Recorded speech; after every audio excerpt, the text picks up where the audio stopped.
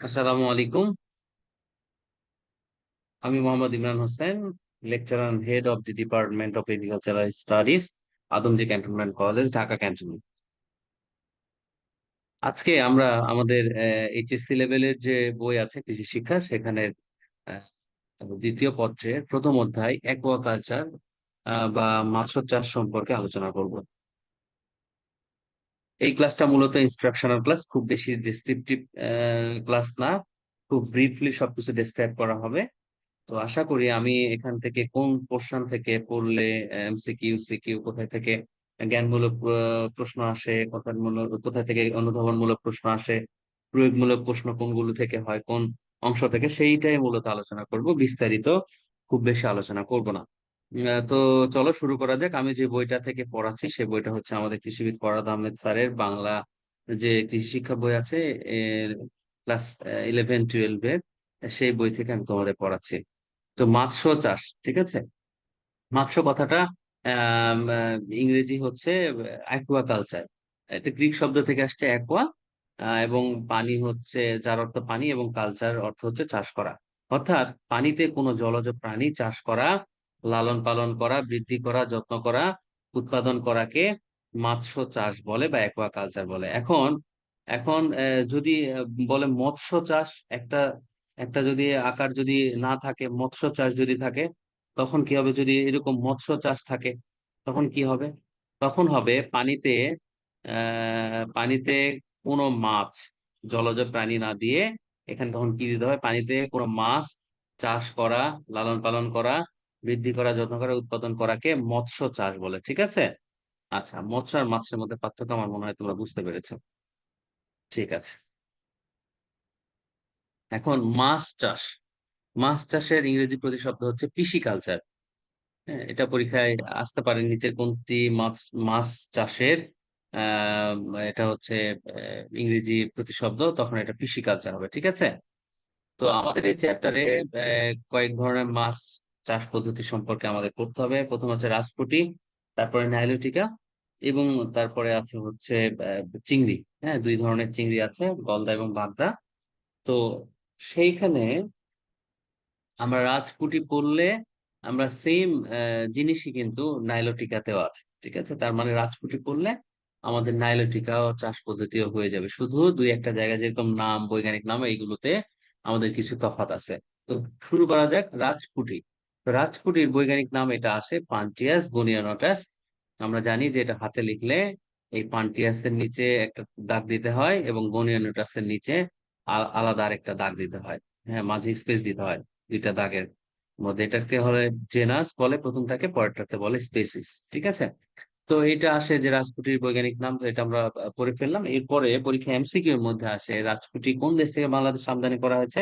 দেখো লেখা আছে রাজকুটি 1977 সনে থাইল্যান্ড থেকে বাংলাদেশ আমদানি করা হয়েছে। এটাও আসে যে কত সনে বাংলাদেশে প্রথম আমদানি করা হয়েছে। আচ্ছা, এটা হচ্ছে এমসিকিউ এর জন্য। এখন রাজকুটির বৈশিষ্ট্য 2 মার্কসের জন্য পরীক্ষা আসে। তো এখান থেকে আমরা 5-6টা আমরা পড়ে ফেলবো। 2 মার্কসের জন্য: মাছটি দেখতে উজ্জ্বল, রাজকুটি খেতে সুস্বাদু, এটা হচ্ছে দ্রুত বর্ধনশীল, উৎপাদন খরচ কম, চাষ করা সহজ, বছরে 2 বার চাষ করা যায়, রোগ বালাই কম, প্রাকৃতিক এবং সম্পূরক খাদ্য খায়, এইগুলো এর বৈশিষ্ট্য, ঠিক আছে। আচ্ছা, এখন রাজপুটি মাছ চাষ পদ্ধতি এইটা পুরাটা পরীক্ষায় আসবে না, পরীক্ষায় পুরাটা কখনোই আসবে না। পরীক্ষায় আসতে পারে যে এই পুকুর প্রস্তুতির মধ্যে আগাছা নিয়ন্ত্রণ কিভাবে করতে হয়, রাক্ষসে মাছ বা ক্ষতিকর কারক প্রাণী কিভাবে অপসারণ করতে হয়, এগুলো 2 মাসের জন্য পরীক্ষা আসতে পারে, ঠিক আছে। তো আমরা পড়ে ফেলি যে জলজ আগাছা নিয়ন্ত্রণ। তো কিভাবে করব? জলজ যে আগাছাগুলো আছে, কচুরিপানা, কলমিলতা, হেলেঞ্চা, ঝাউ, এগুলো জলজ আগাছা। এগুলো আমরা যদি নিয়ন্ত্রণ করতে চাই, তো কি করতে হবে? এটা হচ্ছে পানি থেকে আমরা হাত দিয়ে জাল টেনে অথবা হাত দিয়ে এরকম করে উঠে ফেলা দিব। কিন্তু কিছু তন্তু জাতীয় শ্যাওলা আছে যেগুলো হচ্ছে হাত দিয়ে উঠানো খুব কষ্ট, ঠিক আছে, এটা হাত দিয়ে উঠবে না। তখন কি করতে হবে? প্রতি শতাংশে 8 গ্রাম দুধ ব্যবহার করলে ওই তন্তু জাতীয় যে শ্যাওলা শ্যাওলা জাতীয় মূলত যেগুলো আগাছা থাকে, সেগুলো মরে যাবে। হ্যাঁ, তারপর সেগুলো তুলে আস্তে করে আমরা ফেলাই দিতে পারবো, ঠিক আছে। এখন এই যে এখানে রাক্ষস মাছ ও ক্ষতিকারক প্রাণী অপসারণ, ধরেই নিলাম যে আমাদের একটা পুকুর আছে, সেই পুকুরে আমরা মাছ ছাড়বো। এবং সেই পুকুরে মাছ ছাড়ার আগে তো আমাদের কিছু কাজ আছে, তাই তো? এই যে এইগুলো আগাছা, কচুরিপানা, এই যে দেখো এখানে হচ্ছে বিভিন্ন ধরনের ইয়ে দেখা যাচ্ছে, আহ জলজ বিভিন্ন ধরনের উদ্ভিদ দেখা যাচ্ছে, যেগুলো হচ্ছে উঠায় ফেলাই দিতে হবে, অথবা এগুলো যে কোনো ভাবে আমাদের পুকুর থেকে অপসারণ করতে হবে। এটা তো আমরা করলামই, এটা হচ্ছে আগাছা। এখন একইভাবে রাক্ষসে মাছ বা ক্ষতিকারক প্রাণী, যেই মাছগুলো আমাদের আহ পুকুরে অন্য মাছের পোনা খেয়ে ফেলে তাদেরকে হচ্ছে রাক্ষসে মাছ বলে। এখন রাক্ষসে মাছ ছাড়াও কিছু মাছ আছে যেগুলো আমাদের প্রয়োজন নেই, যেরকম মলা, চান্দা, পুঁটি, দারকানি ইত্যাদি। এগুলো আমাদের অপসারণ করে ফেলতে হবে, তা বাদে এরা কিন্তু আমাদের মূল্যবান খাবার যখন আমরা দিব সেগুলো কিন্তু খেয়ে ফেলবে। তা বাদেও কিছু ক্ষতিকারক প্রাণী আছে, সাপ, ব্যাঙ, কাঁকড়া, এগুলো মেরে ফেলার ব্যবস্থা করতে হবে। তার মানে আমি মাটি পানিতে মাছ ছাড়ার আগে এগুলো আমার কাজ করতে হবে। তো কিভাবে আমি এই যেগুলো বললাম, বোয়াল, চিতল, শোল, গজার, আইড়, টাকি, এগুলো যে রাক্ষসে মাছ যারা কিনা অন্য অন্য মাছের পোনা খায়, সাথে অপ্রয়োজনীয় মাছ এবং ব্যাঙ, কিভাবে আমরা দূর করতে পারি, সেটা হচ্ছে দুইটা বা তিনটা পদ্ধতি আছে। হ্যাঁ, একটা হলো রোটেনন পাউডার দিয়ে, রোটেনন একটা বিষ, সেটা আমরা যদি প্রতি শতাংশে 20 থেকে 25 গ্রাম যদি দিই, যদি এক এক এক ফুট গভীর পানির জন্য, তাহলে মোটামুটি এটা হয়ে যাবে আর কি। মানে 1 ফুট গভীর পানির জন্য 20 থেকে 25 গ্রাম প্রতি শতাংশ রোটারেন্ট পাউডার আমরা আহ বালতিতে করে পানির সাথে মিশিয়ে পানিতে ছিটাই দেবো, পুকুরের মেন পানিতে ছিটাই দেবো। এই ছিটাই দেওয়ার 10 থেকে 15 মিনিটের পরে মাছ ভেসে ওঠা শুরু করবে, তখন এটা জাল দিয়ে তুলে আমাদের ফেলাই দিতে হবে। আচ্ছা, এটা একটা পদ্ধতি, রোটানন পাউডার। আরেকটা হচ্ছে ব্লিচিং পাউডার দিয়ে আমরা করতে পারি। কি করতে পারি? একইভাবে ব্লিচিং পাউডার 1 ফুট গভীর পানির জন্য 1 কেজি/শতাংশ, এই হারে আমরা কিন্তু ব্লিচিং পাউডার যদি পুকুরে ছিটিয়ে দিই, তখন ওই যে মাছ মরে ভেসে উঠবে, এবং তারপরে জাল দিয়ে টেনে মাছগুলো ফেলায় দেবো। এবং শুধু মাছ না, অন্যান্য যে ক্ষতিকর প্রাণী আছে সেগুলো মরে ভেসে উঠবে। অথবা আরেকটা পদ্ধতি আছে, এটা হচ্ছে ফসটক্সিন ট্যাবলেট, কিনতে পাওয়া যায়। এটা দিয়েও কিন্তু আমরা পুকুরে অপ্রয়োজনীয় প্রাণী দমন করতে পারি। ঠিক আছে। আচ্ছা, চুন প্রয়োগ এইখান থেকে এই এমসিকিউতে আসে অনেক সময়, যে একটা হচ্ছে উদ্দীপক আসলো যে কোনো একজন কৃষকের 3 শতাংশ জমি আছে, 3 শতাংশ, সরি, কোন একজন কৃষকের আহ 30 শতাংশের একটা পুকুর আছে। তো সেই পুকুরের সে পিস মেপে দেখলো 4.5। এখন সে, যেহেতু 4.5 অনেক অম্ল, সেই মাটিকে, পানিকে কি করতে হবে? নিরপেক্ষ করতে হবে। তো নিরপেক্ষ করতে গেলে, অম্লীয় মাটি অথবা অম্লীয় পানিকে নিরপেক্ষ করতে গেলে যদি আমরা কি করব? চুন প্রয়োগ করব। তার মানে আমরা যদি পিচ মেপে দেখি, বলা হলো কোনো একজন কৃষকের 30 শতাংশের একটি জমি আছে, যার পিচ মেপে পাওয়া গেল 4.5, তাকে কৃষি কর্মকর্তা তাকে চুন প্রয়োগ করতে বললেন। এখন নিচে প্রশ্ন আসছে, তাকে কত কেজি চুন প্রয়োগ করতে হবে? এখন এখানে এই জন্য এই রেট গুলো জেনে রাখতে হবে। অম্লীয় মান যদি 4 হয়, তাহলে 10 কেজি প্রতি শতাংশে দিতে হবে। অম্লীয় মান যদি 4.5 হয়, তখন 5 কেজি প্রতি শতাংশে। অম্লীয় মান যদি 5.5 হয়, প্রতি শতাংশে 3 কেজি। এবং অম্লীয় মান যদি 6.5 হয়, প্রতি শতাংশে 2 কেজি হারে চুন প্রয়োগ করতে হবে। তাহলে পানিটা নিরপেক্ষ হয়ে যাবে, এবং এবং মাছ নিরপেক্ষ পানি পছন্দ করে। এখন আমি যে বললাম উদ্দীপকটা এমসিকিউ এর জন্য, যে কোনো একজন কৃষকের 30 শতাংশের জমি এবং পিএইচ ছিল 4.5, তাহলে আমাদের কি করতে হবে? 4.5-এর জন্য 1 শতাংশের জন্য 5 কেজি, তাহলে ওর কত শতাংশ ছিল? 30 শতাংশ। আমি বলেছিলাম 30 × 5, তার মানে হচ্ছে 150 কেজি। তাহলে উত্তরে 150 কেজিতে টিক দিতে হবে। ঠিক আছে, এই আর কি। সার প্রয়োগ দরকার নাই, এগুলো তবে পরীক্ষায় আসে না। বোনা মজুদ, বোনা মজুদটা একটু জেনে রাখা ভালো, এটা এমসিকিউ এর জন্য। যে হচ্ছে কত প্রতি শতাংশে আমরা 70 থেকে 75টি পোনা আমরা মজুদ করা যাবে। মজুদ করা মানে পোনা ছেড়ে দেওয়া পানিতে। ঠিক আছে।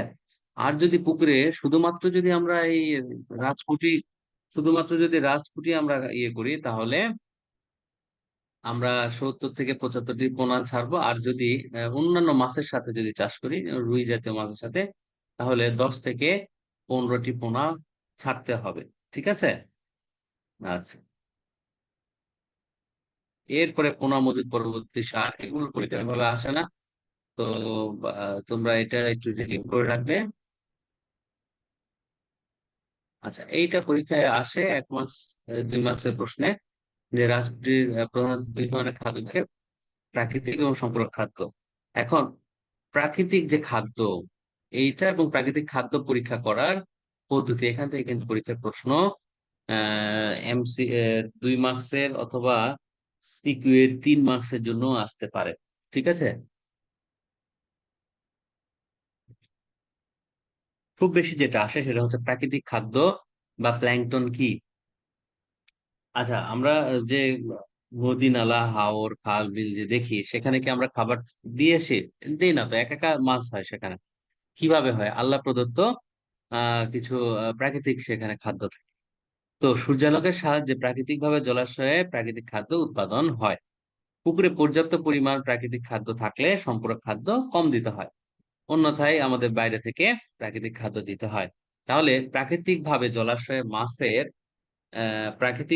জলাশয়ে মাছের যে খাদ্য, এটা হচ্ছে উদ্ভিদ কণা এবং প্রাণী কণা তৈরি হয়, তাকে প্রাকৃতিক খাদ্য বা প্ল্যাঙ্কটন বলে। তাহলে পরীক্ষা যদি আসে প্ল্যাঙ্কটন কি, আমরা এটা লিখে দেবো। এখন প্ল্যাঙ্কটন আবার দুই ধরনের, ফাইটোপ্ল্যাঙ্কটন, একটা হচ্ছে জু প্ল্যাঙ্কটন। ফাইটোপ্ল্যাঙ্কটন হলো জলাশয়ে প্রাকৃতিক ভাবে ক্ষুদ্র ক্ষুদ্র সবুজ কণা তৈরি হয়, যা মাছের খাদ্য হিসেবে ব্যবহৃত হয়। ঠিক আছে, ক্ষুদ্র ক্ষুদ্র সবুজ কণা প্রাকৃতিক ভাবে, যেমন শেওলা, স্পাইরোগারা, পেকাস, নস্টক, ডায়াটম, ভলভক্স, ক্লোরেলা, অ্যানাবিনা ইত্যাদি। এগুলো হচ্ছে উদ্ভিদ কণা। ঠিক আছে, জলাশয়ে প্রাকৃতিক ভাবে ক্ষুদ্র ক্ষুদ্র সবুজ যে উদ্ভিদ কণা তৈরি হয়, তা হচ্ছে তাদেরকে ফাইটোপ্ল্যাঙ্কটন বলে। ঠিক আছে। আর প্রাণী কণা বা জুপ্লাঙ্কটন হচ্ছে জলাশয়ের ক্ষুদ্র ক্ষুদ্র প্রাণী কণা দ্বারা তৈরি হয়, যা মাছের খাদ্য হিসাবে ব্যবহার হয়। ঠিক আছে, জলাশয়ে ক্ষুদ্র ক্ষুদ্র পানি কণা তৈরি হয়, প্রাণীর কণা তৈরি হয় ক্ষুদ্র ক্ষুদ্র, তাদেরকে হচ্ছে জু প্ল্যাঙ্কটন বলে। মনে রাখবে, জুতে কি থাকে? প্রাণী থাকে, তাই না? বিভিন্ন ধরনের প্রাণী থাকে। তো বুঝবে যে জু প্ল্যাঙ্কটন মানে হচ্ছে প্রাণী নিয়ে কথা বলা হচ্ছে, আর ফাইটো হচ্ছে, এটা হচ্ছে উদ্ভিদ। ঠিক আছে। জু প্ল্যাঙ্কটনের উদাহরণ হচ্ছে ডেফনিয়া, বসমিনা, ময়না, কেরাটেলা ইত্যাদি, ফিলিনিয়া। এই যে উদাহরণগুলো থেকে কিন্তু এমসিকিউ আসে, এগুলো উদাহরণগুলো অবশ্যই মনে রাখবে, অন্তত কমপক্ষে প্রথমের 5টা করো। ঠিক আছে। ওকে। আচ্ছা, প্ল্যাঙ্কটন ছাড়াও ক্ষুদিপানা, টোয়াপানা এগুলো থাকে জলজ আগাছা মাছের প্রাকৃতিক খাদ্য হিসাবে, এগুলো কাজে লাগে। ঠিক আছে। আচ্ছা, খাদ্যের যে গুরুত্ব এবং পরীক্ষা। আচ্ছা, প্রাকৃতিক খাদ্য যদি থাকে জলাশয়ে, সেখানে আমাদের বাইরে থেকে বেশি একটা খাবার দিতে হবে না, সম্পূরক খাদ্য।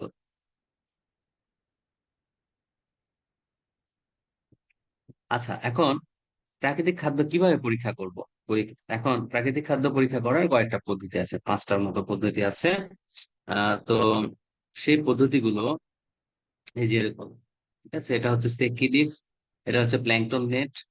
পরীক্ষায় এই যে এরকম একটা ডিস্ক দিয়ে কিন্তু পরীক্ষায় সিকিউ দেওয়া হতে পারে। ঠিক আছে, বলা হবে যে এটা কিসের চিত্র দেখানো হয়েছে, সে পদ্ধতিটা ব্যাখ্যা করো। তো এই পদ্ধতিগুলো উপরে আমি এখন ব্যাখ্যা করবো। প্ল্যাঙ্কটন নেট, এই যে, আচ্ছা, এটা ব্যাখ্যা করলে এটা বুঝতে সহজ হবে। এখন আমি যদি আমার পুকুরের পানিতে সঠিক পরিমাণে খাদ্য আছে কিনা সেটা যদি জানতে চাই, পুকুরের পানি পরীক্ষা করতে হবে। কি করব প্রথমে? একটা পদ্ধতি হচ্ছে কাঁচের গ্লাসে পুকুরের স্বচ্ছ পানি নিয়ে সূর্যের আলোর দিকে ধরলে যদি গ্লাসে 8 থেকে 10টি কণা দেখা যায়, তবে বুঝতে হবে প্রাকৃতিক খাদ্য আছে পুকুরে। ঠিক আছে। আর যদি এর চেয়ে কম থাকে তাহলে বুঝবো প্রাকৃতিক খাদ্য নাই। এরপরে আরেকটা হতে পারে, হাত কনুই পর্যন্ত পুকুরের পানিতে ডুবালে যদি হাতের তালু যদি দেখা যায়, তবে বুঝতে হবে প্রাকৃতিক খাদ্য নেই, কেননা সেখানে একবারে ক্লিয়ার পানি। যদি সেখানে খাদ্য থাকতো এনাফ, পানি ঘোলা থাকতো, তোমার হাত দেখা যেত না। তারপর আরেকটা পদ্ধতি কি, পুকুরের পানির রং হালকা সবুজ বা বাদামি দেখা গেলে বুঝতে হবে নর্মালি যে হ্যাঁ, এখানে খাবার আছে। আর যদি একবারে ক্লিন থাকে তাহলে বুঝবো যে সেখানে খাবার যথেষ্ট নাই। তারপর আরেকটা পদ্ধতি হচ্ছে প্ল্যাঙ্কটন নেটের ভিতর দিয়ে 20 লিটার পানি আমরা ঢালবো, যদি 2 সেন্টিমিটার সবুজ কণা জমা হয়, তাহলে বুঝবো প্রাকৃতিক খাদ্য আছে। এই যে যেখানে নিচে দেখালাম, এই যে এরকম যদি হয় তাহলে বুঝতে হবে প্রাকৃতিক খাদ্য আছে। 20 লিটার পানি আমরা ঢালার পরে। ঠিক আছে। আচ্ছা, আরেকটা পদ্ধতি হচ্ছে সেকি ডিশ, পুকুরের পানিতে 30 সেন্টিমিটার ডুবালে যদি সাদা কালো রং দেখা যায়, তবে বুঝতে হবে প্রাকৃতিক খাদ্য নেই। প্রাকৃতিক খাদ্য যথেষ্ট পরিমাণ থাকলে মজুদ মাছের মোট ওজনের 2 থেকে 5% সম্পূরক খাদ্য দিতে হয়। এই যে এটা যদি আমরা 30 সেন্টিমিটার দিব, ঠিক আছে, 30 সেন্টিমিটার দেওয়ার পরে যদি এটা দেখা যায়, তাহলে বুঝবো যে 30 সেন্টিমিটার পর্যন্ত গভীরে দিব। ঠিক আছে, দেওয়ার পরে যদি দেখা যায় এটা সাদা কালো, তাহলে বুঝবো সেখানে এনাফ খাবার নাই পুকুরে, এখানে খাবার এক্সট্রা দিতে হবে। আর দেখা না গেলে বুঝলাম যে ঠিক আছে, এখানে খাবার আছে। আচ্ছা, এরপরে কোন অংশটুকু গুরুত্বপূর্ণ আমি সেখানে চলে যাচ্ছি। আচ্ছা, রাজকোটের রোগ ব্যবস্থাপনা এখান থেকে গুরুত্বপূর্ণ। এখান থেকে হচ্ছে এমসিকিউ এর জন্য এই শ্রেণী বিন্যাসটা মাছের রোগের এটা গুরুত্বপূর্ণ। ঠিক আছে, ব্যাকটেরিয়া জনিত রোগ হচ্ছে লেজ ও পাখনা পচা রোগ ও ড্রপসি রোগ। পরীক্ষা আসে যে ড্রপসি কোন ধরনের রোগ, এটা হচ্ছে ব্যাকটেরিয়া জনিত, ছত্রাক জনিত, ভাইরাস জনিত, পরজীবী জনিত। তখন আমাদের লিখতে হবে, টিক দিতে হবে, আহ বৃত্ত ভরাট করতে হবে ব্যাকটেরিয়া জনিত রোগ। ঠিক আছে, ড্রপসি রোগটা হচ্ছে ব্যাকটেরিয়া জনিত রোগ। একইভাবে ছত্রাক জনিত রোগ হচ্ছে ক্ষত রোগ ও ফুলকা পচা রোগ। আর ভাইরাস জনিত রোগ হচ্ছে চিংড়ির সাদা দাগ। ঠিক আছে, তো এইগুলো মূলত আমরা এখানে পড়বো পরীক্ষায়, এগুলো চিত্র দিয়েও আসে পরীক্ষায়। হ্যাঁ, অনেক সময় চিত্র দিয়ে আসে, বা এরকম একটা চিত্র দিয়ে আসলো, অথবা কিছু হিন্টস দিয়ে উদ্দীপক আকারে, উদ্দীপকের মধ্যে এরকম করে লিখিত উদ্দীপকের মধ্যে কিছু হিন্টস দিয়ে আসতে পারে। ঠিক আছে, তো দেখো এখানে লেখা আছে অ্যাফানোমাইসিস নামক ছত্রাক সংক্রমণে এই রোগ হয়। এটা একটা এমসিকিউ প্রশ্ন, যে ক্ষত রোগ কোন জীবাণুর কারণে হয়। যেটা হচ্ছে ছত্রাকজনিত রোগ, এবং ছত্রাকটার নাম হচ্ছে অ্যাপানোমাইসিস। পরে আবার কি করে, ওই যে ছত্রাক সংক্রমণ করার পরে সেখানে ব্যাকটেরিয়া দ্বারা আক্রান্ত হয়। ঠিক আছে, তার মানে একই সাথে ছত্রাক এবং ব্যাকটেরিয়ার দুইটারই সংক্রমণ ঘটে ক্ষতরোগ সৃষ্টি করতে। আচ্ছা, এখন এখানে কি হয়, মাছের গায়ে লাল ছোট ছোট দাগ দেখা যায়, লাল দাগের স্থানে গভীর ক্ষত হয়। এইটুকু যদি হিন্স দেয় পরীক্ষা লিখিত উদ্দীপকে, তাহলে বুঝতে হবে সেটা ক্ষতরোগ, এবং এটা সম্পর্কে লিখতে হবে। পরীক্ষা আসে যে হচ্ছে যেই রোগটি সম্পর্কে আলোচনা করা হয়েছে, বা এরকম ছবিতে যদি আসে যে উপরে যে রোগটি দেখানো হয়েছে তার লক্ষণ, প্রতিকার, এগুলো সম্পর্কে লিখো। তো এখন আমরা লক্ষণ পড়ছি।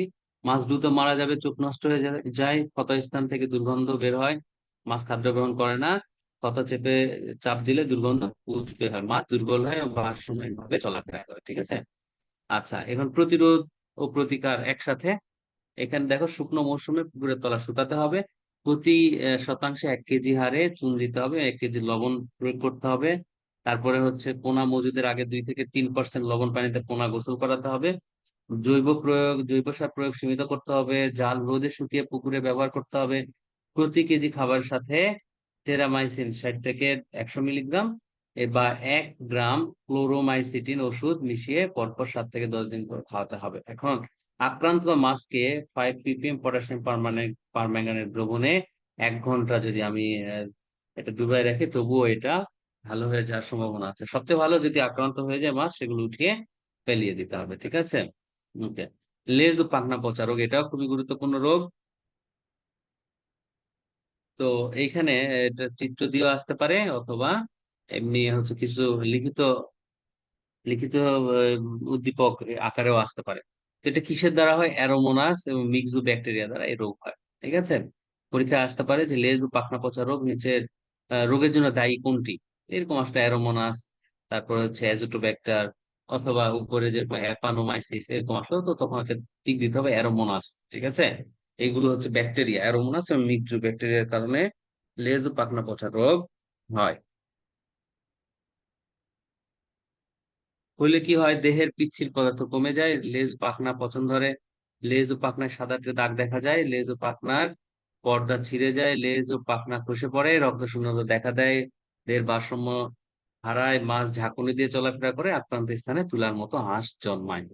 তো পরীক্ষায় লিখিত হিন্স থাকলে হয়তো বলবে যে আক্রান্ত স্থানে তুলার মতো আঁশ জন্মিয়েছে, তারপরে হচ্ছে দেহ পিচ্ছিল পদার্থ কমে গিয়েছে, লেজ এবং পাখনায় সাদাটে দাগ দেখা যায়, এরকম হিন্স দিয়ে পরীক্ষা আসতে পারে। তখন এটা লিখতে হবে। প্রতিকার এবং প্রতিরোধ আগেরটার মতোই, এখানে শুধু ওষুধের ইয়েটা একটু ডিফারেন্ট দেওয়া আছে। প্রতি কেজি খাদ্যের সাথে 25 মিলিগ্রাম টেট্রাসাইক্লিন মিশিয়ে 7 দিন পর পর দিতে হবে। ঠিক আছে, আর পোনা মাছে 1 ppm দুধ দ্রবণে সপ্তাহে 2 দিন চুবিয়ে জীবাণুমুক্ত করে পরিষ্কার পানিতে ছেড়ে দিতে হবে। এখন আইশোটা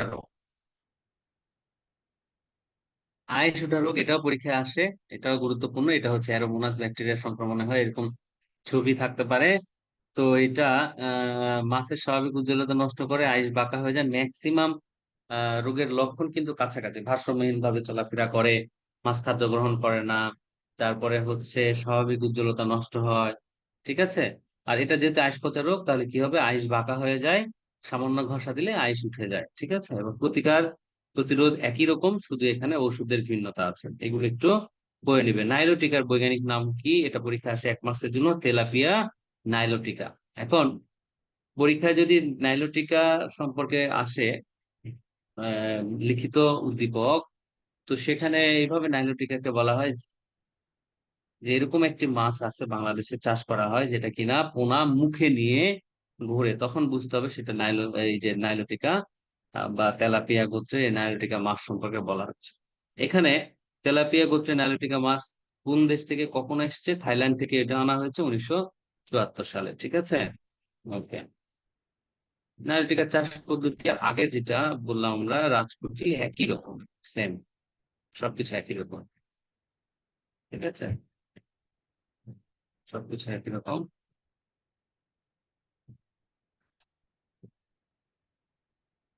পোনা মজুদটা একটু আলাদা, এখানে একটু সংখ্যার কম বেশি আছে। যে এই প্রতি শতাংশে 30 থেকে 35টি পোনা ছাড়তে হবে, হ্যাঁ। আর যদি শুধুমাত্র যদি এই কি বলে, নাইলোটিকা চাষ করি, তাহলে 30 থেকে 35টি ছাড়বো পোনা প্রতি শতাংশে। আর যদি ওই ওই পুকুরে অন্যান্য মাছ থাকে, রুই জাতীয় মাছ, তাহলে 10 থেকে 15টি পোনা ছাড়বো আমরা। এই যে এইটুকু, এটা একটু মনে রাখতে হবে, হ্যাঁ। আচ্ছা, আর বাকি এগুলো সবই সেম আগেরটার মতো, এগুলো আর আলোচনা করলাম না, একই রকম। ঠিক আছে, এরপরে এই যে নাইলোটিকার রোগ ব্যবস্থাপনা। ঠিক আছে, নাইলোটিকার রোগ ব্যবস্থাপনা আমার কাছে যেগুলো গুরুত্বপূর্ণ মনে হয় আমি সেগুলো তোমাদের পড়াচ্ছি। ফুলকা পচা রোগ, এই যে এরকম রোগ, এটা আমরা দেখেছি, বাস্তবে দেখেছি, এবং পরীক্ষায় এটা খুব বেশি আসে, গুরুত্বপূর্ণ একটা রোগ আসার মতো। তো গিল রড বলে ইংলিশে, বাংলায় বলে ফুলকা পচা রোগ। ঠিক আছে, যা ছত্রাকের সংক্রমণে হয়, রুই, কাতল, মৃগেল এই জাতীয় মাছে এগুলো হয়। লক্ষণ হচ্ছে আক্রান্ত মাছের শ্বাস প্রশ্বাস বেড়ে যায়, দেহের বর্ণ ফ্যাকাশে হয়ে যায়, ফুলকায় রক্তক্ষরণ হয়। যদি লিখিত উদ্দীপক দেয়, তাহলে এই যে ফুলকায় রক্তক্ষরণ হবে এই কথাটা থাকবে, হ্যাঁ। অথবা ফুলকা পচে যায়, ফুলকা ফুলে যায়, এই যে ফুলকা পচে যেহেতু রোগ, তাহলে ফুলকার কথাটা থাকবে। ঠিক আছে। আচ্ছা, মাছ দ্রুত মারা যায়, মাছ লাফালাফি করে। প্রতিকার এবং প্রতিরোধ একসাথে, মাছের ঘনত্ব কমাতে হবে, প্রতি শতাংশে চুন, পাথর চুন 3 মাস পর পর দিতে হবে। জৈব সার ও সম্পূরক খাদ্য দিতে হবে। আর আক্রান্ত মাছ 200 ppm লবণ দ্রবণে সপ্তাহে একবার হিসাবে মোট 2 বার গোসল করাতে হবে। ঠিক আছে। আচ্ছা, এটা হচ্ছে এটার। এরপর ড্রপসি বা উদর ফোলা রোগ, এইটা পরীক্ষায় আসার মতো, হ্যাঁ। আমি কিন্তু সব রোগ বালাই পড়াচ্ছি না, যেগুলো পরীক্ষা আসার মতো এবং আসছে গত সালগুলোর বিচারে, আমি যতটুকু অ্যানালাইসিস করেছি, সেই সেই আঙ্গিকে আমি বলছি যে ড্রপসি, শোথ বা উদর ফোলা রোগ, এটা গুরুত্বপূর্ণ। এটা হচ্ছে ব্যাকটেরিয়ার সংক্রমণে হয়। মিনর কাপ, কার্পিয়া, তারপর গ্রাস কাপ মাছে এই রোগ হয়ে থাকে, এইরকম পেট ফুলে যাবে। হ্যাঁ, মাছের পেট ফুলে সবুজ তরল পদার্থ জমে। যদি লিখিত উদ্দীপক আসে, তখন এই যে এই লাইনটা হিন্স হিসেবে আসতে পারে। ঠিক আছে। তারপরে কি, পেট ফুলে যায়, মাছ উল্টো হয়ে যায়, অর্থাৎ পেটের উপর দিক রেখে ভেসে থাকে, মাছ ভারসাম্যহীন ভাবে চলাচল করে, পেটে চাপ দিলে পায়ু দিয়ে তরল পদার্থ বের হয়। ঠিক আছে, এই যে এইগুলো হিন্স হিসেবে আসতে পারে, পেট ফুলে যায়, পেটে চাপ দিলে পায়ু তরল পদার্থ আসে। ঠিক আছে। আচ্ছা, এটার হচ্ছে প্রতিকার, তোমরা পড়ে নিবে। সবগুলো একই, শুধু ওষুধের জায়গাগুলো একটু ভিন্ন। ঠিক আছে, সব মাছের রোগের একই প্রতিকার, হ্যাঁ। জৈব সার প্রয়োগ বন্ধ করতে হবে, নিয়মিত চুন প্রয়োগ করতে হবে, মাছের ঘনত্ব স্বাভাবিক রাখতে হবে, এগুলো সবই একই রকম, হ্যাঁ। তোমরা 2-3টা এই প্রতিকার প্রতিরোধ মিলায় একসাথে করে 10টা 12টা পয়েন্ট করে রাখবে। যেই রোগের প্রতিকার প্রতিরোধ আসবে ওইগুলো দিয়ে দিবে, শুধুমাত্র চেঞ্জ করবে কোথায়, মানে পড়বে কোথায়, যে রোগের এই যে যে ওষুধ আছে, ওষুধের জায়গায় একটু চেঞ্জ থাকে। ঠিক আছে। আর একটা আসে মাছের উকুন, এইটা হচ্ছে গুরুত্বপূর্ণ, অনেক সময় এইটা কিন্তু পরীক্ষা আসে, হ্যাঁ। এরকম চিত্র দিয়ে আসতে পারে, মাছের উকুনে এরকম হয়। অথবা এই যে মাছ, এই যে এই চিত্রটা বেশি আসে এরকম, যে মাছের গায়ে এরকম এরকম ছোট ছোট এরকম দাগ দিয়ে মাঝে একটা ফুল স্টপের মতো, হ্যাঁ। চারধারে সার্কেল দিয়ে মাঝে একটা ফুল স্টপ, হ্যাঁ। তখন এটা বুঝবো যে এটা হচ্ছে উকুন। তো আরগুলাস নামক বহি পরজীবী দ্বারা মাছ আক্রান্ত হয়। আরগুলাস হচ্ছে উকুন, উকুনকেই বলছি আমরা আরগুলাস। তো মাছের দেহের রক্ত চুষে ক্ষত সৃষ্টি করে, দেহ পৃষ্ঠ পাখনায় উকুন লেগে থাকে, কিছু কিছু শক্ত কিছু পেলে মাছ দেহ ঘষে, হ্যাঁ। তারপর কি করে মাছ লাফালাফি করে দেহ থেকে রক্তক্ষরণ হয়, পরজীবী খালি চোখে দেখা যায়, মাছ ক্লান্তিহীন ভাবে সাঁতার কাটে, আবার আক্রান্ত স্থানের চারপাশে লালচে বর্ণ হয়। তো পরীক্ষায় এটা যদি লিখিত উদ্দীপক আসে তখন কি হয়, কিছু মাছ দেখা যাচ্ছে যে শক্ত কিছু পেলে সেখানে গা ঘষছে, হ্যাঁ, গা ঘষাঘষি করছে, তখন আমরা বুঝবো সেটা হচ্ছে, এটা মাছের উপসর্গটা বলা হচ্ছে। এটা লিখতে হবে। আচ্ছা, প্রতিকার প্রতিরোধ আর বললাম না, পড়ে নেবে। উকুন বললাম না, মাছের অর্থনৈতিক গুরুত্ব একবার রিডিং করবে, এগুলো আমি আলোচনা করার কিছু নাই। আচ্ছা, এরপরে চিংড়ি চাষ এবং ব্যবস্থাপনা, হ্যাঁ, এইখান থেকে সবচেয়ে যে গুরুত্বপূর্ণ যে পড়াটা সেটা হচ্ছে এই চিংড়ির পরিচিতি। চিংড়ি দুইটা যে আছে, দুই ধরনের চিংড়ি, সেটা হচ্ছে একটা গলদা আর একটা বাগদা। এই দুইটা চিংড়ির মধ্যে পার্থক্য আসে। এই দুইটা চিংড়ির চাষ পদ্ধতি খুব কম আসে, তবে কিছু কিছু জায়গা আছে যেখানে চাষ পদ্ধতির ওই স্পেসিফিক জায়গাটা আমাদের একটু পড়তে হবে। তো চলো শুরু করি। সেটা হচ্ছে আমাদের বাংলাদেশে 700টি প্রজাতির চিংড়ি আছে। তো এইগুলো আহ চিংড়ি হচ্ছে গলদা চিংড়ি এবং হচ্ছে বাগদা চিংড়ি, এই দুই ধরনের চিংড়ি আমরা মূলত ভাগ করেছি। যে পানিতে আহ মিঠা পানিতে যে হচ্ছে চিংড়িগুলো হয় সেগুলো হলো গলদা, আর যেটা হচ্ছে লবণাক্ত পানি বা সামুদ্রিক এলাকায়, বিশেষ করে আমাদের সাতক্ষীরা বাগেরহাট ওই এলাকায় লবণাক্ত পানিতে যে চিংড়ি হয় সেগুলো হচ্ছে বাগদা চিংড়ি। তো এই দুইটা চিংড়ি আমরা হচ্ছে যদি দেখি, বৈজ্ঞানিক নাম হচ্ছে গলদা চিংড়ির ম্যাক্রো ব্রাকিয়াম রোসেন বেঙ্গি, হ্যাঁ বেঙ্গি, এটা হচ্ছে গলদা চিংড়ির সাইন্টিফিক নেম। এটাকে ইংলিশে জায়ান্ট ফ্রেশ টাইগার প্রন বলে অথবা জায়ান্ট প্রন বলে, ঠিক আছে, giant fresh water tiger prawn. এই যে এটা এরকম, এই যে এরকম, এটা হচ্ছে গলদা চিংড়ি, ঠিক আছে। আচ্ছা, তারপর বাগদা চিংড়ি হচ্ছে এটা ওই খুলনা ও সুন্দরবন উপকূলে হয়। এটা হচ্ছে জায়ান্ট টাইগার প্রন বলে। এটার বৈজ্ঞানিক নাম পেনাইয়াস মনোডন, ঠিক আছে। আচ্ছা, এটাই যে এরকম এই বাঘের মতো ডোরা কাটার দাগ থাকবে গায়ে, ঠিক আছে। বৈশিষ্ট্য আমি এখানে পড়ছি না, কারণ আমরা এখানে ওই পার্থক্য আকারে পড়বো, ঠিক আছে, এই জন্য আমি ওখানে বৈশিষ্ট্যগুলো পড়লাম না। আর পরীক্ষা আসলে এরকম চিত্র দিয়ে আসবে, ঠিক আছে, এরকম দুটা চিত্র থাকবে। তো চিত্র দেখে কিভাবে চিনবো? তো বাগদা চিংড়ি এরকম একটু স্ট্রেট থাকবে আর মাথার দিকে এখানে এই ইয়েগুলো বেশি ইয়ে থাকবে না, অল্প ছোট ছোট থাকবে, হ্যাঁ, বিভিন্ন উপাঙ্গগুলো, হ্যাঁ। আর এই যে এটা হচ্ছে এই এই যে এরকম ডোরা কাটা দাগ থাকবে। আর এই যে যদি গোলদা হয় তাহলে এই যে এরকম একটু বেশি গোল থাকবে, চিত্রটা একটু গোল দেখা যাবে, ঠিক আছে। এই যে মাথার এদিকে বিভিন্ন কিছু অনেক বেশি থাকবে, রোস্ট্রাম অ্যান্টিনিউল এগুলো একটু বেশি অনেক দূর পর্যন্ত ছড়ানো থাকবে। মানে গলদা একটু গোল হবে আর বাগদা স্ট্রেট হবে, সোজা হবে। এটা হলো দেখে আমরা পরীক্ষা চিনবো যে কোনটা গলদা কোনটা বাগদা। আমি গলদা এবং বাগদার ছবি দিয়ে গতে আসবে দীপকে, যে উপরের যে চিত্র দুটি দেখানো হয়েছে তাদের মধ্যে পার্থক্য ব্যাখ্যা করো। এখন তো তোমাকে বলতে হবে যে উপরের চিত্র ক কোনটা, চিত্র খ কোনটা, কোন চিংড়িকে নির্দেশ করছে, তারপরে নিচে সেগুলোর মধ্যে পার্থক্য ব্যাখ্যা করতে হবে। গলদা চিংড়ি এবং বাগদা চিংড়ির বাসস্থান স্বাদু পানিতে হয় গলদা আর লোনা পানিতে হয় বাগদা। গলদা চিংড়ি বড়, দেহের ওজনের প্রায় অর্ধেক, আর বাগদা চিংড়ি ছোট এবং দেহের ওজনের প্রায় 1/3। রোস্ট্রাম যেটা, মানে ওই যে সুরের মতো, হ্যাঁ, গলদা চিংড়ির মাথার সামনের দিকে সুরের মতো থাকে, সেটা হচ্ছে বড় এবং বাঁকানো। এতে গলদারটা বড় এবং বাঁকানো, আর বাগদারটা হচ্ছে ছোট এবং সোজা, ঠিক আছে। তারপর রোস্ট্রামের কাঁটার সংখ্যা, হ্যাঁ, কাটার সংখ্যা উপরিভাগে থাকে হচ্ছে 11 থেকে 14টি এবং নিচের দিকে থাকে 8 থেকে 14টি। আর বাগদার ক্ষেত্রে উপরিভাগে কাটার সংখ্যা থাকে 7 থেকে 8টি এবং নিচের দিকে থাকে 2 থেকে 3টি। অ্যান্টিনিউল অ্যান্টিনিউল এই মাথার সামনের দিকে থাকে। 3 ফ্লাজেলা যুক্ত, বাগদারটা হচ্ছে 2 ফ্লাজেলা যুক্ত। ডোরা কাটা দাগ এই হচ্ছে গলদাতে কোনো ডোরা কাটা দাগ থাকে না, আর হচ্ছে এই বাগদাতে ডোরা কাটা দাগ থাকে। বর্ণ হচ্ছে হালকা সবুজ থেকে বাদামি, আর এটা হচ্ছে হালকা বাদামি বা সবুজ, ঠিক আছে। বাগদা চিংড়ি খাদ্যাভ্যাস সর্বভোগ, ওটা হচ্ছে প্রাণীভোগ, ঠিক আছে। আচ্ছা, ডিম হচ্ছে গলদার হচ্ছে স্ত্রী চিংড়ির ডিমগুলো সন্তরণ পদের মধ্যে ধারণ করে। তাই পায়ের নিচের দিকে, এই চিংড়ির নিচের দিকে সন্তরণ পদ আছে যেগুলোতে সাঁতার কাটে। সেই পা গুলোর 2 সারি পা থাকে, বাম দিকে এবং ডান দিকে। তো 2 সারি পায়ের মাঝে এই হচ্ছে ডিম তারা বুকে নিয়ে বসে থাকে আর কি। হ্যাঁ, ঠিক আছে। আর হচ্ছে এই বাগদাটা কি করে, ডিম ছাড়ার সময় স্ত্রী চিংড়ি সরাসরি ডিমগুলো পানিতে ছাড়ে, ওখানে ও বুকের মধ্যে ধারণ করে না। ঠিক আছে, এই আর কি। আর তৃতীয় ম্যাক্সিলোভেট 4 থেকে 6 সন্ধি বিশিষ্ট, এটা 7 সন্ধি বিশিষ্ট। এই কয়েকটা পড়ে রাখলেই হবে, আরো যদি বেশি পড়া যায়, এটা বেশি পড়লে বেশি ভালো। হম। দৈহিক বৃদ্ধি ঘটে হচ্ছে গলদা চিংড়ি স্বাদু অল্প লবণাক্ত পানিতে, আর বাগদা হচ্ছে মোহনা বা গভীর সমুদ্রে। ঠিক আছে। গলদা চিংড়ি চাষ, এইগুলো বেশি বিস্তারিত পড়া দরকার নাই।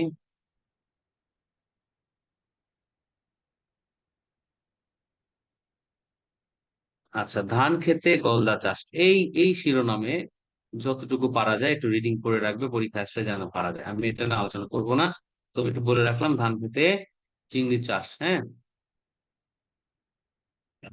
ধান খেতে চিংড়ি চাষ একটু রিডিং করে রাখবে, কিভাবে আইল তৈরি করে, হ্যাঁ, তারপর নালা তৈরি করতে হয় কিভাবে, এইগুলো একটু করে রাখবে।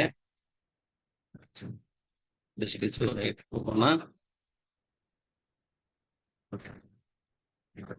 কম গুরুত্বপূর্ণ, তারপরেও আসতে পারে আমাদের, যেহেতু এই চ্যাপ্টার থেকে 2টা সিকিউ আসবে পরীক্ষায়, তো আমাদের একটু পড়ে রাখলে ভালো, আমরা যেন একটা সিকিউ মিস করতে না হয় আমাদের। ঠিক আছে, এই ঘের নির্মাণটা একটু পড়তে পারো, ঘের নির্মাণ কিভাবে করতে হয় এইটুকু।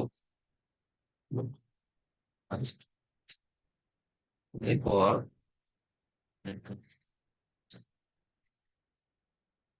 বাগদা চিংড়ি চাষ।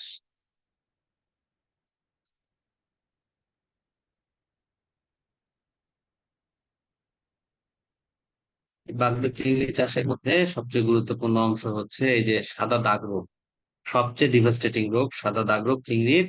এটা ভাইরাসের কারণে হয়, কক্সবাজার খুলনা অঞ্চলে বা এই রোগটা হয়। ঠিক আছে, এরকম ছবি দিয়ে আসতে পারে পরীক্ষায়। চিংড়ির সাদা দাগ রোগ, চিংড়ি এটা কি হয়, খোলসে নিচে মাথায় তারপর সাদা সাদা দাগ দেখা যায়। আক্রান্ত হওয়ার 4 থেকে 8 দিনের মধ্যে চিংড়ি মারা যায়। পোনা মজুদের 30 থেকে 45 দিনের মধ্যে এই রোগ দেখা দিতে পারে। প্রতিরোধ এবং প্রতিকার হচ্ছে রোগমুক্ত চিংড়ি পোনা চাষ করতে হবে, জৈব সার ব্যবহার বন্ধ রাখতে হবে, আক্রান্ত চিংড়ি পুকুর থেকে উঠাতে হবে, নিবিড় পদ্ধতিতে চিংড়ি চাষ করতে হবে, জাল রোদে শুকিয়ে ব্যবহার করতে হবে, এবং চুন প্রয়োগের সুষম খাদ্য প্রয়োগ করতে হবে। এগুলো আগের মতোই। হ্যাঁ, বাকি এগুলো অত গুরুত্বপূর্ণ না, তাই আমি স্কিপ করার চেষ্টা করলাম।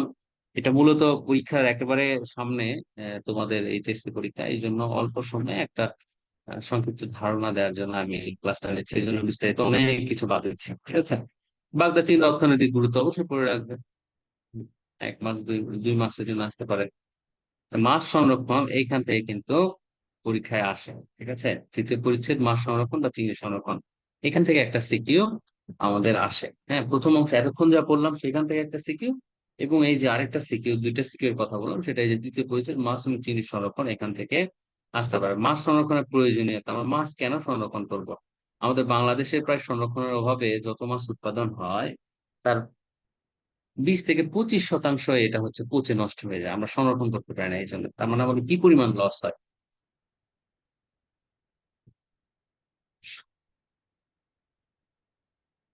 মাছ সংরক্ষণের প্রয়োজনীয়তা এটা সহজ, 2 মার্কসের জন্য পড়ে নিবে, আমি এটা আলোচনা করলাম না। ঠিক আছে, মাছ পচনের কারণ এবং লক্ষণ, এটাও খুব গুরুত্বপূর্ণ, 2 মার্কসের পরীক্ষায় আসে। জীবাণু বা ব্যাকটেরিয়া ক্রিয়ার কারণে, এনজাইমের ক্রিয়ার কারণে, রাসায়নিক ক্রিয়া আহ চলে বডিতে, বিভিন্ন ধরনের মাছ পানি থেকে উঠানোর পরে সেটার কারণে, তাপমাত্রা বৃদ্ধির কারণে, পরিবহন ত্রুটি এবং সংরক্ষণ ত্রুটি। এখন এখানে যেটা ভুল হয় অনেকের, মাছ পচনের কারণ অনেকে লিখে যে সুষম খাদ্যের অভাবে, তো ওইটা তো আসলে মাছ পচনের কারণ না। মাছ আমরা পুকুর থেকে উঠানোর পরে কি কারণে মাছটা পচে যাচ্ছে, সেইটা হচ্ছে মাছ পচনের কারণ। পুকুরে থাকা অবস্থায় আমি যে খাবার দিইনি, সেটা কিন্তু কারণের মধ্যে পড়বে না। ঠিক আছে, তো এগুলো করে নেবে 2 মাসের জন্য, বিস্তারিত বললাম না, সহজ আছে এই জন্য। মাছ পচনের লক্ষণে আমরা সবাই জানি, দুর্গন্ধ বের হয়, ফুলকার রং কালচে হয়ে যায়, দেহে পিচ্ছিল পদার্থ থাকে না, স্বাদ তিক্ত হয়, মাছের দেহ নরম হয়ে যায়, পেট ফুলে যায়। ঠিক আছে, মাছি বসে ইত্যাদি। মাছ সংরক্ষণ পদ্ধতি, এখানে সনাতন পদ্ধতি 2টা, শুটকিকরণ এবং লবণজাত, শুটকিকরণ এবং লবণজাতকরণ। আর এটা হচ্ছে আধুনিক, আর আধুনিক পদ্ধতির মধ্যে আছে যে বাজারজাতকরণ, হিমায়িতকরণ, টিনজাতকরণ বা ক্যানিং বা হিমায়িতকরণ। এখন পরীক্ষা এটা কিন্তু ছক আকারে আসতে পারে, ছকের উপরে হেডলাইনে থাকলো যে আধুনিক পদ্ধতি, মাছ সংরক্ষণের আধুনিক পদ্ধতি দিয়ে নিচে একটা টান দিয়ে, তার নিচে এরকম টান দিয়ে চারটা হচ্ছে বা পাঁচটা চারটা এরকম বক্স থাকলো। আধুনিক পদ্ধতির মধ্যে দেখা গেল বরফ, প্রথমটা দিয়েছে বক্সে বরফজাতকরণ, দ্বিতীয়টা দিয়েছে হিমায়িতকরণ, 3 নম্বরে দেওয়া আছে হচ্ছে প্রশ্নবোধক, 4 নম্বরে দেওয়া আছে হিমায়িতকরণ। তো পরীক্ষায় এই যে উপরে এরকম ছক দিয়ে নিচে বলা হলো যে উদ্দীপকের এই প্রশ্ন চিহ্নিত পদ্ধতি কোনটি, সেটি সম্পর্কে ব্যাখ্যা করো। তার মানে তিনজাতকরণ তোমাকে বুঝতে হবে যে বরফজাতকরণ আছে, হিমায়িতকরণ আছে। গ হবে এটা, তার মানে যেটাতে প্রশ্নবোধক দেওয়া আছে সেটা হবে তিনজাতকরণ বা ক্যানিং। ঘ তো ধূমায়িতকরণ দেওয়া আছে, তার মানে তোমার তিনজাতকরণ সম্পর্কে বিস্তারিত ব্যাখ্যা করতে হবে। এখন কোথায় প্রশ্ন মার্ক থাকবে তুমি তো আর জানো না, দেখা গেল বরফজাতকরণেই প্রশ্ন মার্ক দেওয়া থাকলো, বাকি তিনটাতে নাম দেওয়া থাকলো। অথবা বরফজাতকরণে দেওয়া নাম দেয়া থাকলো, সমস্যা নাই, কিন্তু ফতে হিমায়িতকরণে এখানে প্রশ্ন মার্ক দেয়া থাকলো, তখন হিমায়িতকরণ সম্পর্কে তখন লিখতে হবে। এই জন্য আমাদের এই সব পদ্ধতিগুলো জেনে রাখতে হবে। ঠিক আছে, মাছ সংরক্ষণ বা শুষ্কীকরণ, এটা মাছের 80 থেকে 85 ভাগ পানি গায়ের, এটা শুকিয়ে ফেলতে হয়, তাছাড়া এটা পচে যায়। কি করা হয়, শুটকি যদি আমরা করতে চাই, এটা 2 থেকে 3 বছর থাকে মূলত, এবং প্রথমে মলা চালা মানে চান্দা ঢেলা যত কিছু আছে কুচকি শুটকি করা সহজ, ছোট মাছ। হ্যাঁ, এই মাছগুলো কি করতে হয়, এর আবর্জনা যে থাকে, মানে কান পো থেকে শুরু করে পেটের নাড়িভুড়ি সব ধুয়ে মাছকে পেটের আঙ্গুলে চাপ দিয়ে নাড়িভুড়ি বের করে ফেলতে হবে। তারপরে কি পানিতে ধুয়ে 10% লবণ পানিতে 15 থেকে 20 মিনিট এটা রাখা হয়। ঠিক আছে, মানে এটা সুন্দর করে ওয়াশ করে একটা পানির মধ্যে লবণ দিতে হয়। হ্যাঁ, 10% হারে, মানে 100 গ্রাম, 100 ml পানি হলে সেখানে হচ্ছে 10 গ্রাম হচ্ছে লবণ থাকে। ঠিক আছে, 10% হারে। যদি 90 ml পানি থাকবে, আর 10 গ্রাম হচ্ছে ইয়ে থাকবে, সরি, 100 ml পানি থাকবে, সেখানে 10 গ্রাম লবণ থাকবে। এই দিয়ে সেখানে হচ্ছে আমরা 15 থেকে 20 মিনিট সেই মাছগুলোকে সেখানে রাখবো, তাহলে কি হবে, জীবাণু আক্রমণ হবে না। মাছগুলো চাটাইয়ের উপরে, টিনের উপরে ছড়িয়ে দিতে হবে। দিনে 2 থেকে 3 বার উল্টিয়ে দিতে হবে। সাধারণত কড়া রোদে 4 থেকে 5 দিনে মাছ শুটকি হয়ে যায়। বড় মাছের ক্ষেত্রে কি করব, এত ছোট মাছের ক্ষেত্রে শুনলাম, বড় মাছ হলো মাছের অপ্রয়োজনীয় অংশ, আইস লেজ পাখনা নাড়িভুড়ি এগুলো সুন্দর করে কেটে ফেলাই দিতে হবে। এরপরে মাছ পরিষ্কার করে পানিতে ধুয়ে মাথার পর থেকে লেজে গোড়া পর্যন্ত আড়াআড়ি ভাবে মাংসপেশি কাটতে হয়। এই কাঁচা মাছগুলো প্রথমে চাটাই বা টিনের উপরে 3 থেকে 4 দিন শুকাতে, এরপর ঝুলিয়ে শুকাতে হয়। ঠিক আছে, ঝুলিয়ে দিতে হয়, বাঁশ থেকে নিচে ঝুলিয়ে দেওয়া হয়। এভাবে বড় মাছ শুকাতে 8 থেকে 10 দিন সময় লাগে। শুচিকরণের সুবিধা, এটা অনেকদিন ভালো থাকে, সারা বছর আমিষের চাহিদা পূরণ করে, বিদেশে রপ্তানি করা যায়। শুটকি অনেক মানুষের প্রিয় খাবার, মাছের সুস্থ ব্যবহার করা যায়। ঠিক আছে, প্রচুর আমিষের যোগান দেয়। অসুবিধা হচ্ছে দুর্গন্ধ ছড়ায়, কীটনাশক দিয়ে শুটকি সংরক্ষণ করলে স্বাস্থ্যের জন্য ক্ষতিকর। শুটকি আছে, ধুলাবালি লেগে থাকে শুটকি মাছে। তারপর কি, শুটকি অপছন্দ, মানুষরা গন্ধ সহ্য করতে পারে না। প্রচুর মাছ ধরার সময় রোদ না থাকলে শুটকি শুকায় না। ঠিক আছে, ফলে শুটকিতে পোকা ধরে। লবণজাতকরণ, এটাতে পরীক্ষায় আসতে পারে। আমি যে দুইটা পদ্ধতি বলছি আপনি, এটা কিন্তু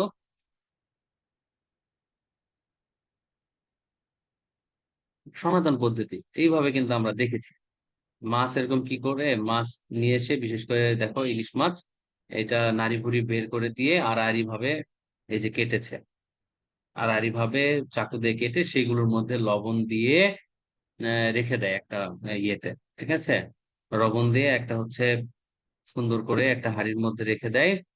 তখন তারপরে কি 10 থেকে 15 দিন এভাবে রাখতে হয়। ঠিক আছে, গোল পাতার চাটাই বা মাদুরি দিয়ে। তারপরে কি করে, একে রাইপেনিং বলে। এই মাছগুলোকে যে আমরা এই লবণ দিয়ে, হ্যাঁ, স্তরে স্তরে এরকম করে সুন্দর করে সাজিয়ে গোল পাতা বা মাদুরের ভিতরে চাটাইয়ের মধ্যে করে 10 থেকে 15 দিন রেখে দিই। একে হচ্ছে রাইপেনিং বলে। এরপরে কি বলে, পানি ঝরে গেলে লবণজাত মাছগুলো টিনের কৌটায় রেখে গুদামজাত করা হয়। সাধারণত ইলিশ মাছ লবণজাত করে সংরক্ষণ করা হয়। ঠিক আছে, আচ্ছা। এরপরে বরফজাতকরণের জন্য এরকম উম, বাক্স প্রয়োজন হয়, যেটা 30 সেন্টিমিটার, 30 ইঞ্চি, 24 ইঞ্চি ইন্টু 18 ইঞ্চি। হ্যাঁ, 30 ইন্টু 24 ইন্টু 18 ইঞ্চি এই মাপের, দৈর্ঘ্য প্রস্থ উচ্চতা এই মাপের বরফের বাক্স নিয়ে এতে বরফ সহ 40 থেকে 50 কেজি মাছ রাখা যায়। ঠিক আছে, বাক্সের বাহির ও ভিতরের দেয়াল জিআই শীট দিয়ে তৈরি করা হয়, যাতে তাপ যাওয়া আসা করতে না পারে। হ্যাঁ, এবং এর মাঝে 1 ইঞ্চি পুরু ককশিট বসানো হয়। ভিতরে জিআই শিটের লেয়ার এবং বাইরের জিআই শিটের লেয়ারের মধ্যে 1 ইঞ্চি গুরু কক্সিট বসানো হয়। তাহলে কি হয়, তাপমাত্রা বাইরে যায় না, বাইরে থেকে ভিতরে আসে না। এভাবে এই এই যে বক্স টানি, এই বক্সে কি করা হয়, স্তরে স্তরে একটু করে বরফ গুঁড়া দেওয়া হয়, তার উপরে আবার হচ্ছে মাছ দেওয়া হয়, তারপর আবার বরফ গুঁড়াতে ঢেকে দেওয়া হয়, তারপর মাছ দেওয়া হয়। এইভাবে স্তরে স্তরে সাজিয়ে এইভাবে রাখা হয়। এটা হচ্ছে বরফজাতকরণ। হিমায়িতকরণ, ফ্রোজেন, এটা একটু পড়ে নিও। ধুমায়িতকরণ, এই যে এরকম মাছ এরকম কেটে নাড়ি ভুড়ি সব ফেলায় দিয়ে এইখানে এই যে কি করছে, এই যে হুক দিয়ে টাঙিয়ে দিয়ে নিচ থেকে ধোঁয়া দিচ্ছে। ধোঁয়া দিলে কি হবে, এইটার গা থেকে অতিরিক্ত পানি বের হয়ে যাবে, অনেকটা শুটকির মতো। বের হয়ে গেলে সেখানে অনেকদিন সেই মাছগুলো ভালো থাকে। এটা হচ্ছে ধুমায়িতকরণ। ধুমায়িত, এটা ক্যানিং। টিনজাতকরণ কিভাবে, টিনজাতকরণটা একটা ভালো পদ্ধতি। এই টিনজাত করে কিন্তু রেডি টু ইট এইভাবে রাখা যায়, ঠিক আছে। রেডি টু ইট এইভাবে রাখা যায়, মানে ডাইরেক্ট ক্যান থেকে বের করে খাওয়া যায়। এইভাবে মাছ এখানে সংরক্ষণ করা হয়। কি করা হয়, মাছ প্রক্রিয়াজাত করে বায়ুশূন্য পাত্রে সংরক্ষণ করাই হচ্ছে ক্যানিং। এই পদ্ধতিতে 3 বছর পর্যন্ত মাছ সংরক্ষণ করা যায়। প্রথমে মাছের মাথা, পাখনা, আইস, নাড়িভুড়ি অপসারণ করে পানি দিয়ে ধুয়ে নিতে হয়। এবং মাছ টুকরো করা হয়। তারপর টুকরো মাছ লবণ পানিতে ধুয়ে নিতে হয়। পুনরায় পরিষ্কার পানিতে তারপর ধুইতে হয়। লবণের যে দ্রবণ, মাছের টুকরোগুলো সিদ্ধ করে পানি ঝরে ঠান্ডা করতে হবে লবণের দ্রবণ। সে সিদ্ধ মাছগুলো জীবাণুমুক্ত পরিষ্কার পরিচ্ছন্ন টিনের কৌটায় স্তরে স্তরে সাজিয়ে রাখা। প্রতি স্তরে বিভিন্ন রকম মশলা, তেল, সস, লবণ ইত্যাদি দিতে হয়। এভাবে টিনের কৌটা ভর্তি করতে হবে, যাতে কোথাও ফাঁকা না থাকে। তবে টিনের কৌটার উপরে ঢাকনার নিচে একটু ফাঁকা ব্যবস্থা রাখতে হয়, ঠিক আছে। এবং টিনের কৌটা বায়ু শূন্য করে মুখ বন্ধ করে দিতে হবে। কৌটার বহির্ভাগে ময়লা সোডিয়াম ফসফেট মিশ্রিত গরম পানি দিয়ে দিতে হবে। এরপর উচ্চ তাপ দিয়ে কৌটার ভিতরে মাছকে জীবাণুমুক্ত করা হয়। এখানে 120 ডিগ্রি সেলসিয়াস তাপমাত্রায় 50 থেকে 60 মিনিট উত্তপ্ত করা হয়। তাপ দেওয়া শেষ হলে ঠান্ডা করে কৌটা, মানে একটু ঠান্ডা পানিতে কৌটাটা ঠান্ডা করতে হয়। এরপর টিনের কৌটার গায়ে লেবেলিং করা হয়। লেবেলিং এ থাকে হচ্ছে কোন জাতের মাছ, ওজন কত, কতদিন, উৎপাদন কত তারিখে, এটা মেয়াদ কতদিন ভালো থাকবে, এগুলো নাম লেখা থাকে। এগুলো সবটাই থাকে। এইটা হলো ক্যানিং। এখান থেকে বের করে ডাইরেক্ট খাওয়া যায়, অথবা রান্না করে একটু ফ্রাই করেও খাওয়া যায়।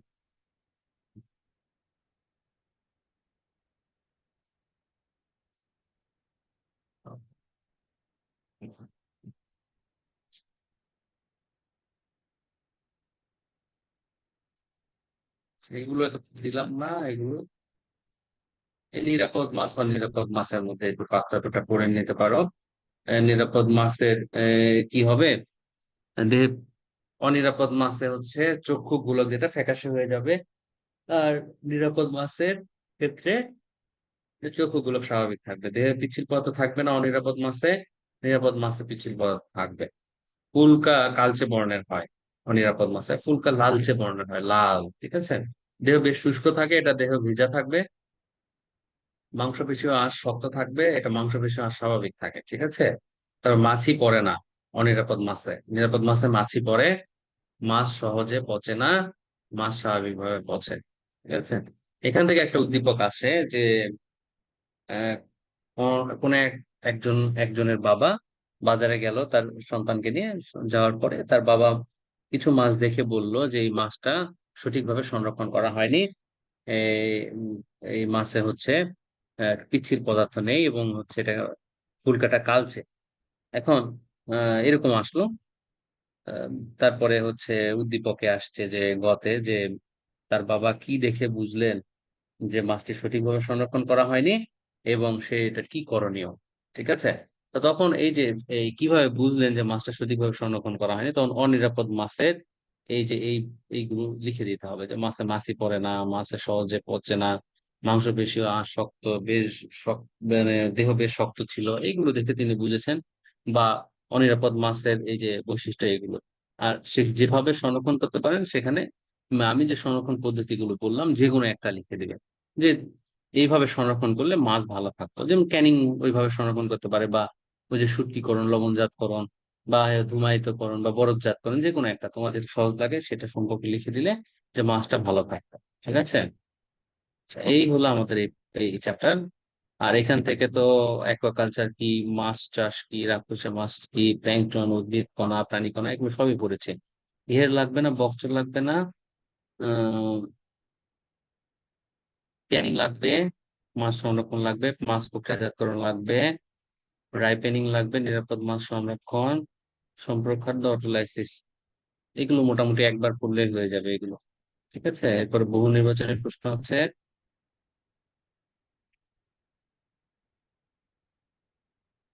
এই যে বিশেষ করে প্রত্যেকটা চ্যাপ্টার শেষে যেগুলো বিভিন্ন সালে আসছে এগুলো অবশ্যই আমরা মুখস্থ করে যাব। ঠিক আছে, এই যেরকম বিভিন্ন সালে আসছে প্ল্যাঙ্কটন কি, মাছ চাষ কি, অ্যাকুয়াকালচার কি, এগুলো অবশ্যই মুখস্থ করে যাব আমরা প্রত্যেকটা চ্যাপ্টার শেষে। তোমাদের কাছে যে বই আছে সে বইতে এগুলো সাল দেওয়া আছে, এগুলো অবশ্যই মুখস্থ করে সুন্দর করে প্রিপারেশন নিয়ে যাব। তো এই মোটামুটি আজকের পড়া। আমি একটু দেখা একটা সিকিউ, এই যে এরকম চিত্র দিয়ে আসছে, হ্যাঁ। এখানে আসছে চিত্র ক এবং খ এর মধ্যে একটি কক্সবাজার এলাকায় শুধু বর্ষাকালে চাষ করার কৌশল ব্যাখ্যা কর। ঠিক আছে, এর মধ্যে একটি কক্সবাজার এলাকায়, ঠিক আছে, তার মানে ক, এটা হচ্ছে ক, যেটা এটা হচ্ছে বাগদা, বাগদা চাষের পদ্ধতি, হ্যাঁ, বাগদা চাষের পদ্ধতি একটু সংক্ষেপে ব্যাখ্যা করতে হবে। তারপর কি বলছে, ক এবং চিত্র খ এর মধ্যে কোন চিংড়ি বাংলাদেশে বেশি চাষের সুযোগ রয়েছে বিশ্লেষণ কর। ঠিক আছে, বাগদাটা, এটা হলো বাগদা, আর এটা হলো গলদা, প্রথমটা গলদা, গোল বেশি। হুম, তো গলদাটাই বেশি চাষ করা সম্ভব, কেন গোটা বাংলাদেশে হয় স্বাদু পানি বেশি পরিমাণ আমাদের, এই জন্য এটা চাষ করা বেশি চাষের সুযোগ রয়েছে। আর এটা এটা মানে তুমি যেটাই বলো, তো সেটার পক্ষে যুক্তি দিতে হবে। আর যদি বলো হচ্ছে এই যে বাগদাটা বেশি সুযোগ, হ্যাঁ, ওই যে এটা চাষ করা সহজ, যাদের উপকূলীয় অঞ্চলে ব্যাপকভাবে এটা চাষ করা সহজ।